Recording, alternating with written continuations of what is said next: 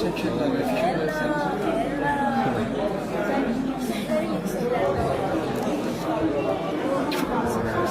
Kərim aparat oynayıcı olmalı, möhtəşəm. Və həmişə də Kərim aparat